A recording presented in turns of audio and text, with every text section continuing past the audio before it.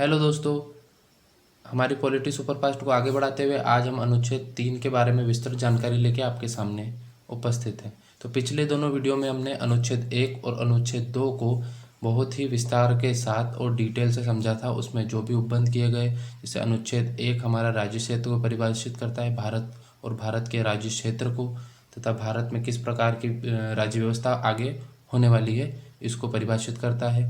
अनुच्छेद 2 जो है हमारा, वो अर्जित प्रदेश के ऊपर आधारित है कि भारत किसी भी अन्य भूभाग को यदि अर्जित करता है युद्ध के द्वारा या फिर किसी अन्य तरीके से, तो उसको भारत के राज्य क्षेत्र में किस प्रकार से शामिल किया जाएगा, उसके लिए क्या प्रक्रिया लाई जाएगी, उसका उपबंध अनुच्छेद 2 में किया गया है। आगे हम आज पढ़ने वाले हैं अनुच्छेद 3 को विस्तार के साथ। तो जिसने अभी तक हमारे चैनल को सब्सक्राइब नहीं किया है तो आप एक बारी चैनल को सब्सक्राइब कर लीजिए। हम 1 से लेकर 395 तक सारे अनुच्छेदों को बारी बारी से विस्तार के साथ समझेंगे। हम 12 ही अनुसूचियों को तथा पॉलिटी से रिलेटेड सारे जो भी आपके डाउट्स हैं उनको इसी चैनल पर क्लियर करने वाले हैं। आगे बढ़ते हैं दोस्तों। अनुच्छेद 3 आज हमारा टॉपिक है। तो अनुच्छेद 3 के अंदर भारत के अंदर जो मौजूद राज्य, जो भारत के अंदर पहले से, अनुच्छेद 2 में हम पढ़ रहे थे जो भारत के बाहर का हिस्सा है उसको भारत में शामिल कैसे करना है। तो अनुच्छेद 3 में हम ये पढ़ेंगे भारत के अंदर जो पहले से है उन राज्यों की सीमा में अगर कोई परिवर्तन करना है, या फिर दो राज्यों को मिला के कोई एक राज्य बनाना है, या दो राज्यों के किसी क्षेत्र को मिला के कोई नया राज्य बनाना है, या फिर किसी की सीमा में परिवर्तन करना है, किसी राज्य को छोटा या बड़ा करना है, किसी के क्षेत्र में कोई चेंजेस करनी है, या फिर हमको और कुछ नहीं तो जैसे हमारे यूपी के मुख्यमंत्री साहब करते हैं जिलों के नाम चेंज, तो उसी प्रकार से अगर हमको राज्य के नाम चेंज करना है तो उसके लिए प्रक्रिया है वो अनुच्छेद 3 के अंतर्गत बताई गई। तो आइए हम देखते हैं प्रक्रिया क्या है। तो यहाँ पे प्रक्रिया के आधार पर दो शर्तें बताई गई है कि यदि हमें किसी राज्य में ये सब परिवर्तन करने हैं या किसी राज्य के क्षेत्र में ये सारे परिवर्तन हमको करने हैं, नाम चेंज करना है या फिर कोई उसका क्षेत्र का चेंज करना है, या दो क्षेत्रों को मिला के कोई बनाना है, या फिर हमें अगर इससे रिलेटेड अगर कुछ भी चेंजेस करने हैं तो उसके लिए एक विधेयक लाना पड़ता है। सबसे सीधा प्रोसीजर है, विधेयक को संसद में पारित किया जाता है। और संसद, जैसा कि मैं आपको बता दूं, संसद लोकसभा, राज्यसभा और राष्ट्रपति तीनों के सम्मिलित रूप को संसद कहा जाता है। संसद सिर्फ लोकसभा और राज्यसभा को नहीं कहते। बहुत से लोगों को ये लगता है लोकसभा और राज्यसभा को संसद कहते हैं, क्योंकि संसद टीवी जो एक आता है उसमें बेसिकली लोकसभा और राज्यसभा की कार्रवाई दिखाई जाती है। तो लोकसभा और राज्यसभा तथा राष्ट्रपति के सम्मिलित रूप को संसद कहते हैं। तो इसके अंतर्गत कोई भी विधेयक जब हम लाते हैं संसद में, उसको पेश किया जाता है तो उसके लिए राष्ट्रपति से पहले अनुमति लेनी पड़ती है।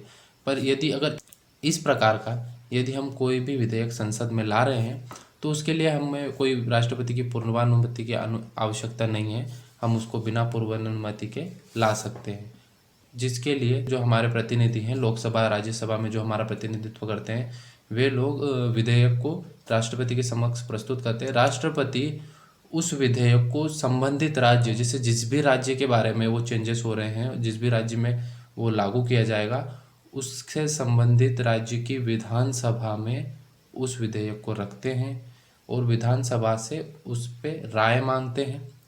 ठीक है, राय मानना नहीं मानना संसद के ऊपर है। उससे एक राय मांगी जाती है और उस राय को कितने समय में वापस देना है।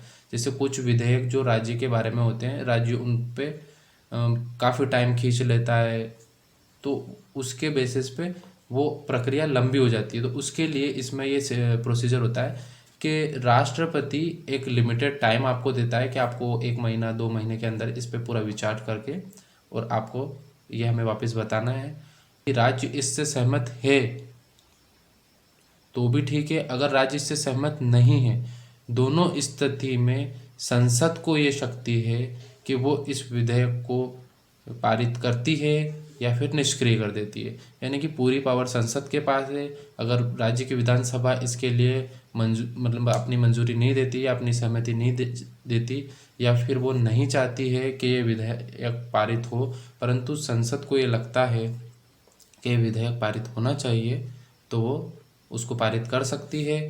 अन्यथा अगर वो चाहती है कि ये निष्क्रिय कर देना चाहिए तो वो उसको निष्क्रिय कर सकती है। अच्छा, आगे हम देखते हैं।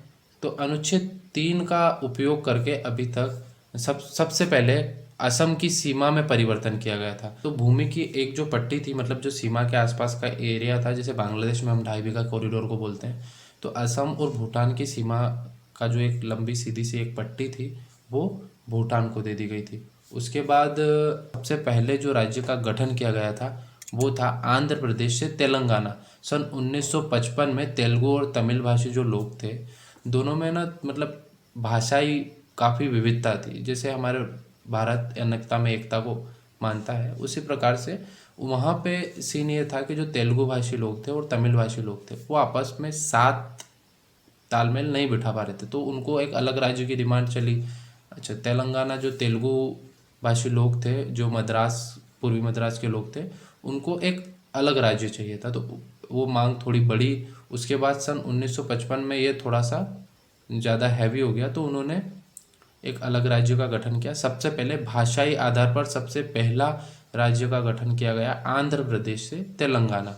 उसके बाद राज्य पुनर्गठन अधिनियम 1956 जब लागू किया गया तो यहाँ पर हमारे 14 राज्य 6 केंद्र शासित प्रदेशों को बनाया गया और इसके अंतर्गत कई राज्यों की सीमाओं में परिवर्तन किए गए। तो वो जितने भी जो परिवर्तन हुए वो अनुच्छेद 3 के अंतर्गत जो प्रक्रिया है उसके दौरान किए गए।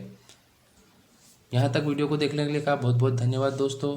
और ऐसे ही और जानकारियों को और विस्तार के साथ जानने के लिए, सभी अनुच्छेदों को सीखने के लिए बने रहिए हमारे साथ। हमारे चैनल को सब्सक्राइब कीजिए। अगर आपको वीडियो अच्छा लगता है लाइक कीजिए, अपने दोस्तों के साथ शेयर कीजिए। बहुत बहुत धन्यवाद।